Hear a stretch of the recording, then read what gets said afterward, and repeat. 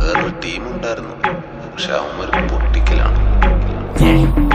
അടുത്തോട്ടടുക്കണ്ട പെടക്ക ശരിക്കൊന്ന് പഠിക്കാതിറങ്ങിയ കാണാം.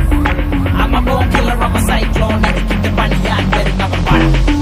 ഫസ്റ്റിംഗ് എന്റെ ടെസ്റ്റിംഗ് എല്ലാം കൈകൊണ്ട് ശബത്തിനെടുക്കാൻ മനസ്സ്.